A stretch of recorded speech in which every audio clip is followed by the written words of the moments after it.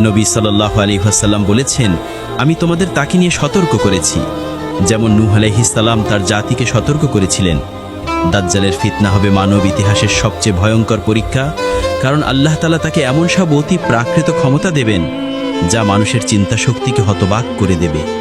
খ্রিস্টানরা মনে করবে যে সেই ঈসা ইবনে মারিয়াম।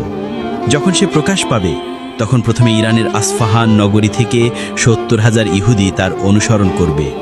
সে পৃথিবীর এক প্রান্ত থেকে অন্য প্রান্তে বাতাসের গতির মতো দ্রুত ছুটে বেড়াবে, যা দেখে মানুষ আতঙ্কিত হয়ে পড়বে।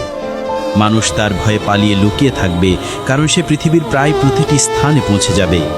তবে সে মক্কা ও মদিনার সীমানায় প্রবেশ করতে পারবে না, কারণ সেখানকার রক্ষক ফেরেশতারা তাকে সেখানে প্রবেশ করতে দেবে না। মুহজিন ইবনে আদরা রাদিয়াল্লাহু তাআলা আনহু থেকে বর্ণিত, রাসূলুল্লাহ সাল্লাল্লাহু আলাইহি ওয়াসাল্লাম একদিন খুতবায় বললেন, মুক্তির দিন। আর এই মুক্তির দিন কি, এ কথা তিনি ৩ বার বললেন। সাহাবারা জিজ্ঞাসা করলেন, হে আল্লাহর রাসূল, মুক্তির দিন কি?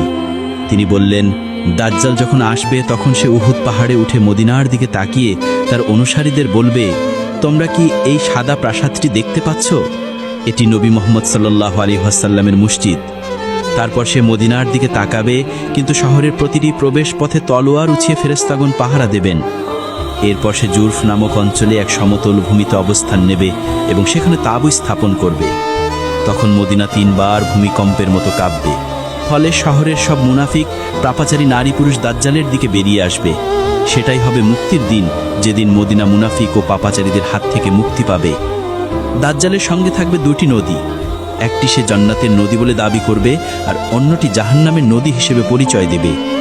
মানুষ তার তথাকথিত জান্নাতের পানি পান করতে চাইবে, কিন্তু সেটি আসলে জ্বলন্ত আগুন হবে। আর যে ব্যক্তি তার জাহান্নাম বলে দাবিকৃত নদীতে প্রবেশ করবে, সে আসলে জান্নাতে প্রবেশ করবে। আল্লাহ তাআলা তার সঙ্গে শয়তানদের পাঠাবেন, যারা মানুষের সঙ্গে কথা বলবে এবং ভয়ঙ্কর ফিতনার সৃষ্টি করবে।